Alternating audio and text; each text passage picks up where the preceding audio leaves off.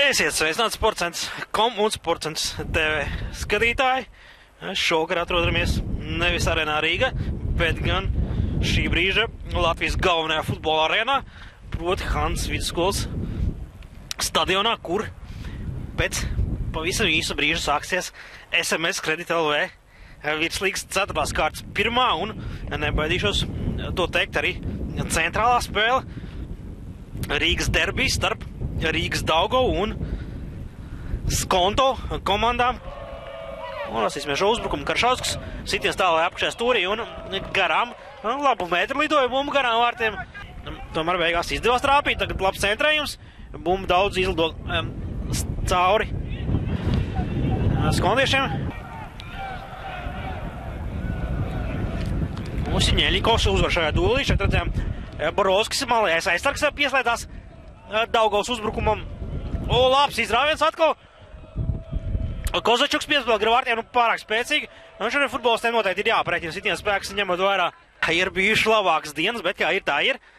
Vēl viens Daugavas uzbrukums. Surečs var sīst pa vārtiem sitiens un tiek bloķēts. Un būs stūrs sitiens. Ļoti daudz šādu divcīņu ir pirmajā puslaikā un aizmugurs nav. Bet jāstāsta, vai Surečam izdodas atrast partners vai varbūt pašam iztālējā stūrī. Iet garām aizsargam, piespēlē gar vārtiem un Gribauskis teicami nospēlē izgājienā. Futbols vairāk tendēt uz aizsardzības funkcijām. Vēlreiz Kozačuks, Savens un Savens uzbruk Hēkai. Futbolam izvirzītiem atvainojos. Varbūt tagad labs uzbrukums. Mingāzovs sitiens garām vārtiem, to uzreiz varēja redzēt, ignorēja labajā malā. Redzam, cik tālu atnāca Surečs nāk. Šeit, domāju, varētu būt pirmais brīnājums. Mingāzovs saka, spēlē bumbā, bet nē, ir brīnājums. Un šeit Asumiračīs, kas uzprasās uz problēmām. Protams, tur būs arī Karšausks, kā gan bez Karšauska. Mingāzovs ir pirmais patērts brīnājums. Un Tamas Pertī jau ir laukumā. Tamas Pertī tikko bija laukumā, to jūs droši neredzējāt. Mača ievadā labi patika uzbrukt no tālienes. Šeit Rikošets un Gribauskis glābi savu komandu no vārdu zaudējuma. Bez šaubām tāds bija pēc Kļuškina tālšāviena. Bija Rikošets. Un neviens no Rikošetiem diez vai ir patīkams. Bumblidoja toja apakšējā stūrī un Gribauskis spēja norēģēt, izvilka bumbu un mainiekiem stūrsties no mūsu pozīcijām skatos labajiem vārtiem ar bumbu. Protams, no šīs malas Siņeļikovs.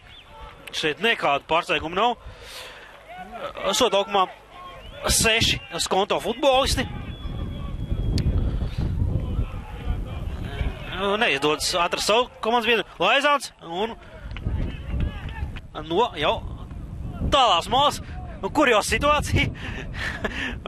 Mingāzovs bija gatavs izpildīt turstienu no labās malas, un to pašu arī no otras puses darīja Siņeļikovs. Bieži šādi joki negadās futbolā. Siņeļikovs izpēlē kārpus katru, bet šeit sitiens pie vārtiem Karšausks, manuprāt, tas bija tur cīnījās. Rugins. Centrējums. Gandrīz kā sitiens sanāca Mingāzovs un pāri vārtiem strādāt aizsardzībā. Jā, man patīk man, kā Dauga uzvaru pa labomā, Kozačuka centrējums. Sitiens ir galva, nu, gripa izlec augstāk par pretspēlētāju, taču sitiens vājš. Neizdevās sāpīt. Un Rugins prasās uz atkal konfliktiem. Manuprāt, pārspīlēja šoreiz ar reakciju Daugavas futbolisti. Nebija šeit nekā krimināla.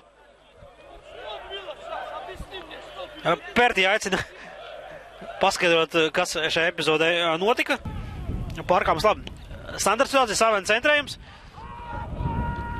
Gabals izsit bumbu un būs sānījumi tiens. Siņeļikovs.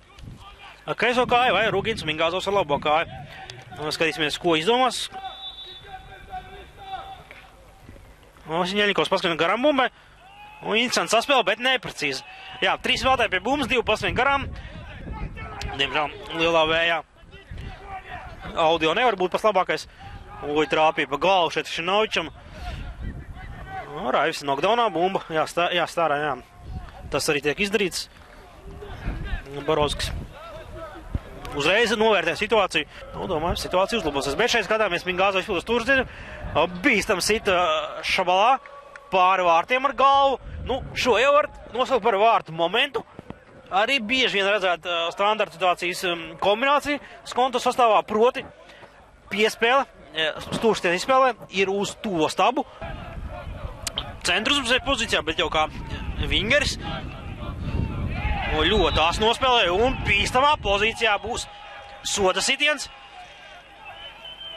Manuprāt, Rugins tur ir sagrēkojies. Nu, Rugins šajā spēlē jau ir sakrājis pārkāpums stūlī. Tiek dos Filipēna sitiens, savens centrējums un tuvu vārtu gūmam. Mingāzovs elegant nospēlē un sādūrā šeit ar galvām. Nu, Hrišķanovičam otrā puslaikā pa galam neiet. Domāju, daudz atceras arī no pagājušās sezonas. Vaičuls izsit bumbu.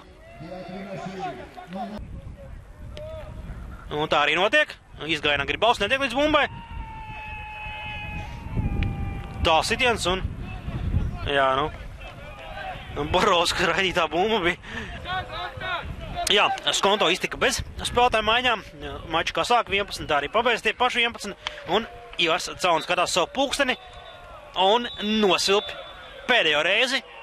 Šodien pēdējo reizi mačs noslēdzies 0-0. Treneri apsveic viens otru rezultātu. Šī bija SMS Kredit LV 4. kārtas pirmā spēle, kurā tikās Rīgas komandas, Rīgas Daugo, Rīgas Skonto. Tas bija līderu mačs. Un, ja reiz abas komandas spēle beidz bez uzvarētāja noskaidrošanas, tad arī nevienai nav izdevies aizbēgt no otras. Gan Skonto, gan Daugovai pēc šīs kārtas ir 8 punkti. Rīt vai svētdien var tikt garām kādu no Kurzemes komandām. Bet Skonto un Daugavs. Rīgas Daugava beidz ar 0-0. Skonto joprojām šodien nav ielaid uz vārtus.